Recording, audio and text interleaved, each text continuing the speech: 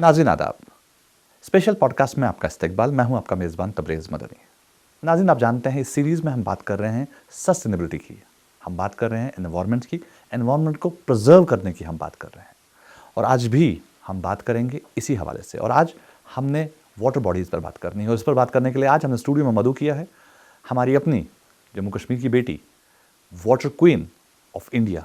जी हाँ, इनको aqua queen भी कहा जाता है। नाम है बिल्किस मीर, जो कि एक इंटरनेशनल स्पोर्ट्स पर्सनैलिटी हैं, वाटर स्पोर्ट्स की खिलाड़ी रही हैं, वाटर स्पोर्ट्स की कोच भी हैं और आज वाटर स्पोर्ट्स की जूरी भी हैं। इन्होंने इंडिया रिप्रेजेंट किया टोक्यो में, जी हाँ, इन्होंने इंडिया रिप्रेजेंट किया चाइना में, इन्होंने इंडिया रिप्रेजेंट किया हाल ही में जब पेरिस ओलंपिक्स हुआ था। आइए जाने इनसे कि इन्होंने ये सफाई का जो अभियान शुरू किया ये क्या है। बिल्किस, आपका बहुत बहुत इस्तकबाल आज के इस पॉडकास्ट में। थैंक्स अ लॉट तबरेज़ भाई for a wonderful introduction. Bilkis, आपसे जानना चाहेंगे, सब लोग जानते हैं कि आप वाटर क्वीन हैं, सब लोग जानते हैं आपने वाटर स्पोर्ट्स को इतने साल दिया, इतना आपने अपना जो तजुर्बा है वो हासिल करके फिर बच्चों को तैयार कर रही हैं, आप उन्हें आगे लेके जा रही हैं। लेकिन अचानक हमने अभी कुछ वक्त पहले देखा कि आपने अब सफाई का काम भी शुरू किया है। ये सफाई का काम अचानक कहाँ से आया और आपको क्यों लगा कि झीलों की सफाई करने की ज़रूरत पड़ रही है? तबरेज़ भाई, जहाँ तक आपने बताया, मैं एक वाटर स्पोर्ट्स एथलीट हूँ। जहाँ 98 में हम जब वाटर स्पोर्ट्स में मैंने स्टार्ट किया, तब डल झील हमारे पास था और डल झील में हम प्रैक्टिस करते थे। और तब और अब में बहुत फ़र्क आया इस डल लेक में। हमने ये ऐसा इनिशिएटिव क्यों लिया? क्योंकि हम हर दिन देख रहे हैं कि हमारी वाटर बॉडीज़ बहुत ज़्यादा गंदगी में, आप देख रहे हो कितनी गंदगी हो रही है। दूसरा, हमारी जो पहचान है, ख़ास तौर जब हम कश्मीर की बात करेंगे, हमारी पहचान इन वाटर बॉडीज़ में पूरे वर्ल्ड में है। जी। जब भी हम कहीं पर जाते हैं, किसी भी कंट्री में जाते हैं, जब हम उनको बोलते हैं कि हम जम्मू कश्मीर से बिलोंग करते, तो डल की ज़िक्र पहले होती है, वुलर की ज़िक्र होती है, मानसबल की ज़िक्र होती है।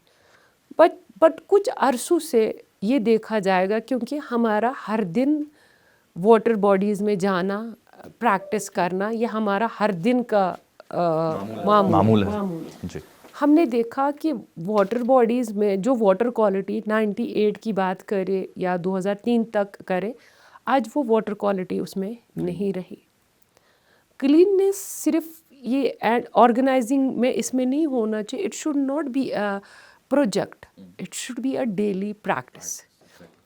As a water sports athlete हमारी बहुत रिस्पॉन्सिबिलिटी मिलती, क्योंकि मेरे पास जब डल लेक था, बाकी वाटर फ्रेंड्स थे, तभी हम वाटर स्पोर्ट्स में एक्सेल कर पाए।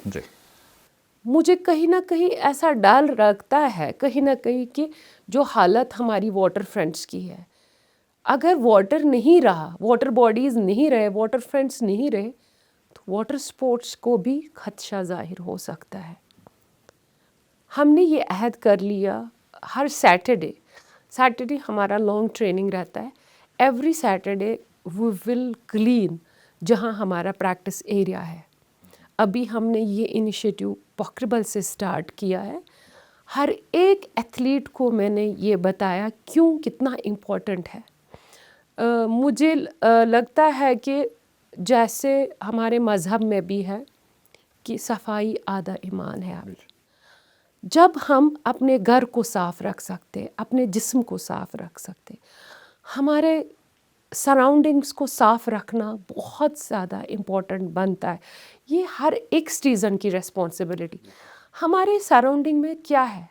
हमारे सराउंडिंग में जो अल्लाह ताला ने, कुदरत ने हमें दिया, वाटर फ्रेंड्स, पहाड़।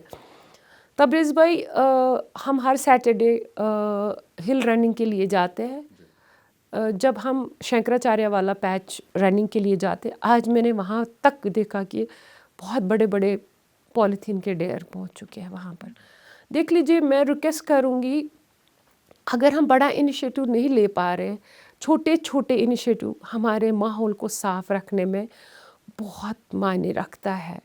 आने वाले दौर में जो कश्मीर खूबसूरती की वजह से माना जाता है, आज अगर कोई टूरिस्ट यहाँ आता है वो सिर्फ डल को देखने के लिए आता है, वो वुलर को देखने के लिए आता है, वो मानसबल को देखने के लिए आता है। अगर हम इन वाटर फ्रंट्स को क्लीन नहीं रखेंगे तो वो हमारे टूरिज़्म पे भी इफ़ेक्ट हो सकता है। और इससे क्या हो जाएगा कि मुझे लगता है as a water sports athlete मैं कुछ दिन प्रैक्टिस कर रही थी। जब हम पैडलिंग करते तो पानी का एकदम हमारे चेहरे पे, आंखों में, बिलीव मी, लास्ट वीक मैंने पैडलिंग किया, पानी का क्वालिटी मैंने बहुत ख़राब देखा और हमें एकजुट होकर लेक को बचाना है। अब मैंने दूसरी चीज़ें भी देखी कि मोटराइज मोटर बोट्स, शिकारा हमेशा खूबसूरत और जो हमारी हिस्ट्री है वो पैडल से ही पैडल से चला था। अच्छा बिल्कुल सही। लगता है। Even it's a best exercise. बेशक। आप एक अपना हेल्दी बॉडी Lifestyle, या yes. हेल्दी लाइफस्टाइल या आप कुछ भी, paddling is the best part of training. अगर आप यूरोप में जाओगे, whether it is 80-year-old man या woman, they used to go for paddling. आप देख लीजिए, मैंने वहाँ जितने भी वाटर स्पोर्ट्स रिलेटेड एक्टिविटीज़ देखी, it is not only sports related, मैं टूरिज़्म रिलेटेड आपको बताती हूँ, that is only paddle based. Paddle करते हैं और वो टूरिंग, जैसे और मेरा मजा लेते हैं उस झील का या उस हमारा जो है, मेरा जो कायाक है that is racing kayak. It's very difficult to balance.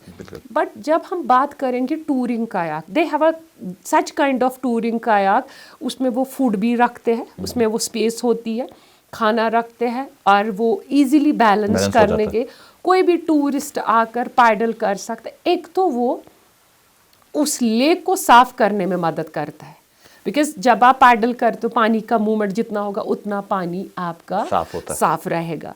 सबसे इम्पॉर्टेंट मुझे लगता है कि वाटर स्पोर्ट्स बहुत इम्पॉर्टेंट रोल प्ले कर सकता है उन झीलों को बचाने के लिए, क्योंकि when you paddle every day, ये वैसा है कि जब आपका पानी का मूवमेंट हर दिन रहेगा तो आपके वाटर फ्रंट्स साफ रह सकते हैं।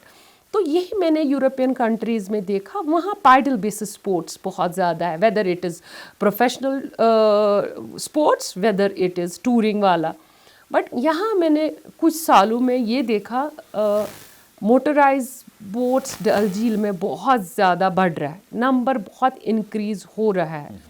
इसमें आप देख रहे हो कि पहले शिकारा सिर्फ चप्पू से चलता था, आज उसमें भी मोटर लग चुका है, जो बहुत ही हार्मफुल है हमारे जितने भी वाटर में, चाहे वो फिशेस है और भी लाइफ है, वो उसको इफ़ेक्ट कर रहा है। और आने वाले दौर में ये हमारे लिए बहुत ज़्यादा हार्मफुल हो सकता है। मुझे लगता है कि आज हमें इस बारे में सोचना चाहिए और हर एक इंडिविजुअल को, इट इज़ नॉट ओनली जो डल के इर्द गिर्द रह रहे हैं, एवरी इंडिविजुअल, हर किसी की रिस्पॉन्सिबिलिटी, हर एक की रिस्पॉन्सिबिलिटी है। लेट अस हम ऐसा ना हो कि डल किताबों में रहे, हमें जागना पड़ेगा। बिलीव मी, मैं जब सैटरडे सफाई करती हूँ, आई फील सो हैप्पी कि आज हमने कुछ किया। मैं नहीं बोल रही हूँ कि मैंने पूरा डल झील साफ किया, let us start small step. बिल्कुल सही। आज मेरे पास, जब लास्ट सैटरडे हमने क्लीनिंग ड्राइव स्टार्ट की, अराउंड 50 पीपल, लाइक 50 एथलीट्स, और बिलीव मी उसके दूसरे दिन लगभग 100 बच्चे मेरे तैयार हो गए। नहीं मैडम, वी विल डू, हम करेंगे, because it's very very important. हमारे पास वाटर फ्रंट्स और पहाड़ों के अलावा अल्लाह ताला ने जो हमें दिया है, इसका रखवाली करना और आने वाले फ्यूचर के लिए इसको सेव करना हमारी रिस्पॉन्सिबिलिटी है एज अ रिस्पॉन्सिबल सिटीज़न। बिल्कुल सही। बिल्कुल, आपने इंडिया से बाहर बहुत सारे मुल्कों का दौरा किया, बहुत सारे मुल्कों में आपने खेला भी और बहुत सारे मुल्कों का दौरा किया आपने स्पोर्ट्स समझने के लिए, सीखने के लिए और आगे बढ़ाने के लिए। वहाँ में और यहाँ में आपको फ़र्क किस चीज़ में लगा? बिकॉज अगर हम स्विट्ज़रलैंड की बात करें तो लोग कहते हैं कि स्विट्ज़रलैंड और कश्मीर की जो खूबसूरती है एट पार है, लेकिन वहाँ की खूबसूरती और यहाँ की खूबसूरती में डिफरेंस आपको कहाँ दिखा? क्या लगता है आपको, क्या प्रॉब्लम? देखो, कश्मीर जैसा, अब मैं कितनी कंट्रीज़ में गई, अराउंड 30, बट कश्मीर जैसा खूबसूरती कहीं मैंने नहीं पाई, वेदर इट इज़ यूरोप, मैं पेरिस में थी, जैसे पेरिस के बारे में बता, बट जितनी अल्लाह ताला ने हमें खूबसूरती दी है, जैसे वाटर फ्रंट्स है या पहाड़ है, आपके सराउंडिंग्स, या आप सुबह जब उठते हो एक्सरसाइजेस के लिए, आप देख लीजिए कितना फ्रेश माहौल होता है। बट कहीं ना कहीं गंदगी बहुत बढ़ रही है हमारे वाटर फ्रंट्स में। आपको मैं एक एग्जांपल दे दूंगी। मैं टोक्यो में थी, हमारा एक बड़ा इवेंट होने जा रहा था वहाँ पर, क्वालिफिकेशन फॉर ओलंपिक्स। मैंने उस वेन्यू पे, जहाँ पर वो आर्टिफिशियल वेन्यू बना हुआ है जी। उस वेन्यू में मैंने चाय ले लिया, अंदर बाहर निकली मैं स्टार्टिंग पॉइंट की ओर। पूरा 1 घंटा 2 किलोमीटर मैं चली, मैंने कहीं डस्टबिन देखा ही नहीं। और देन आई वाज सरप्राइज, इतना बड़ा कॉम्प्लेक्स होकर यहाँ एक भी डस्टबिन नहीं। वहाँ पर उनका जो उनकी जो सोच है, वो कहीं पर भी जो भी आपके जैसे चिप्स खाया उसका रैप निकला या चाय पिया उसका फेंकने का वहाँ पर वो सोच है ही नहीं। ओके। देन आई कैप्ट, मैंने अपने बैग में डाला, और जब मैं रूम में गई उसी में मैंने वहाँ डस्टबिन। आप उनकी सोच देख लीजिए, लाइक जहाँ पर भी आप वो स्पेस बनाते हो, लाइक आप डस्टबिन वहाँ पर आप देख लीजिए। अभी आप लाल चौक जाइए, जहाँ पर भी आपने डस्टबिन देखा, आपने देखा होगा वहाँ कितनी गंदगी हो जाती है, कितनी गंदगी होती। ये it is up to me, it is up to you. Like मैं अपने घर को साफ करती हूँ, बट वो जो सारा उसमें कूड़ा करकट जो भी निकलता है वो मैं सड़क पे छोड़ती हूँ। ये मैं नहीं सोचती हूँ कि it is part of my house. सही है। क्योंकि मेरा जो रास्ता है, मेरा जो आने वो तो मेरे घर का आने का। बट मैं क्या सोचती हूँ, नहीं, मेरा घर साफ रहना चाहिए, मेरा कमरा साफ रहना, वो सारा मेरे गेट के बाहर रहेगा। उस सोच को बदलने की बहुत ज़रूरत है। मैंने यूरोपियन कंट्रीज़ में या एशिया में मैंने देखा, वहाँ लोग रिस्पॉन्सिबिलिटी लेते हैं। गवर्नमेंट ठीक है, गवर्नमेंट जो कर रहा है उनकी अपनी स्कीम्स है, बट जब तक हम अपनी सोच, जब तक हम अहद नहीं करेंगे कि मैं भी कुछ कंट्रीब्यूट करूं अपनी सोसाइटी में, ओवरऑल ये मेरा घर है। मैं अगर आज कश्मीर से बिलोंग करती हूँ, कश्मीर की खूबसूरती, कश्मीर के वाटर फ्रंट्स, यही तो हमारी हिस्ट्री है, यही तो हमारी पहचान है।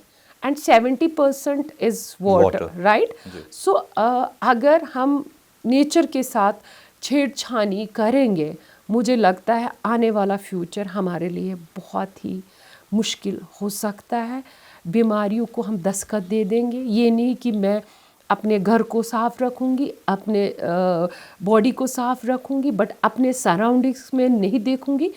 आने वाले दौर में हमें ऐसी बीमारियों में मुब्तला होना पड़ेगा जिससे खुदा भी हमें नहीं बचा पाएगा। लेट अस हमें, मुझे लगता है हर एक इंडिविजुअल को रिस्पॉन्सिबिलिटी लेना बहुत ज़रूरी है।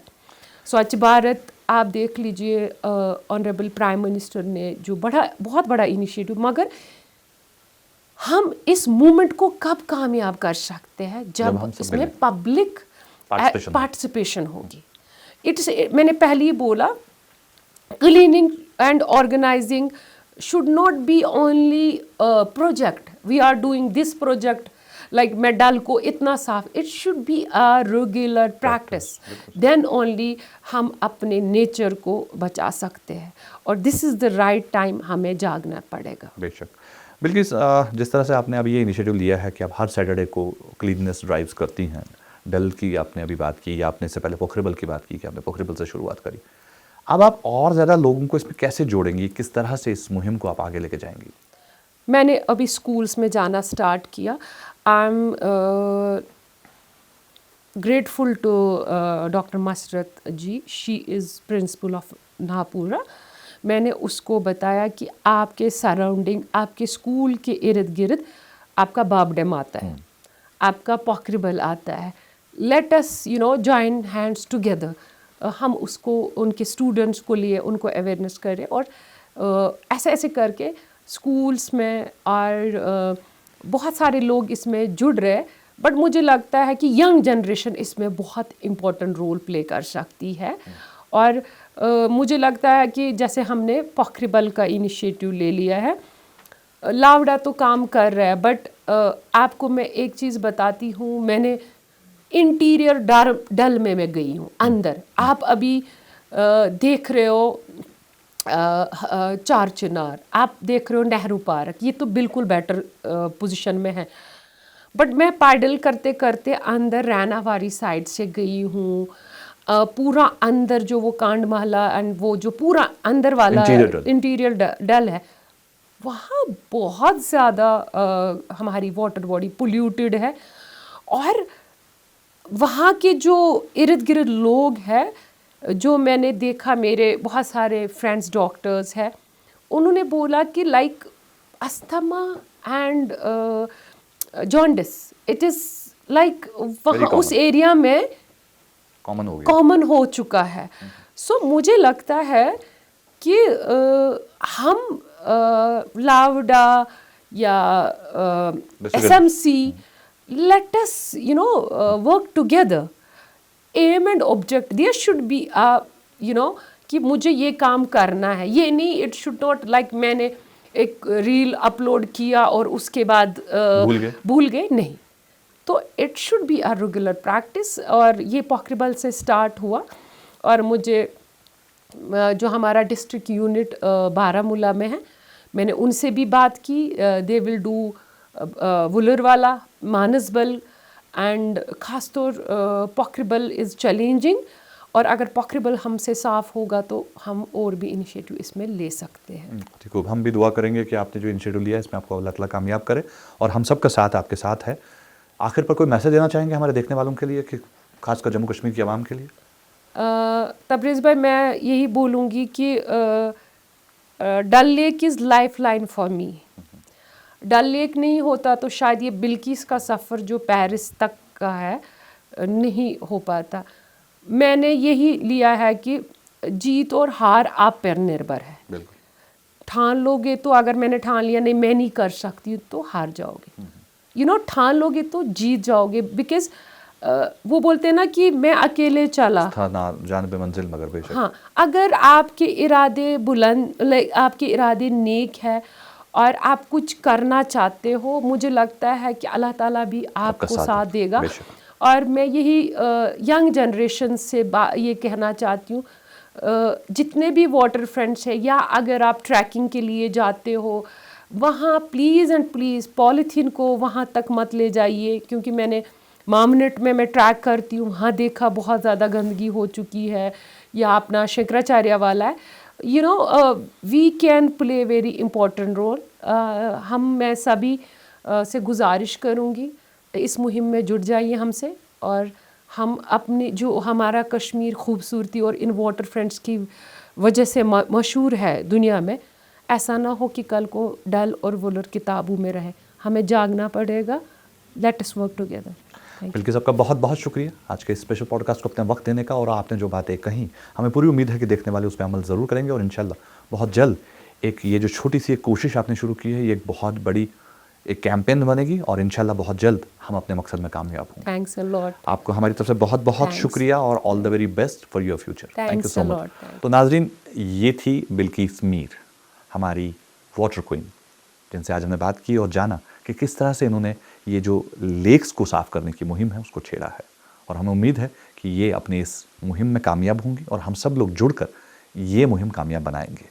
तो आज के स्पेशल पॉडकास्ट में बस इतना ही। इंशाल्लाह इसी प्रोग्राम के अगले शुमारे में आपसे होगी मुलाकात। तब तक के लिए जय हिंद।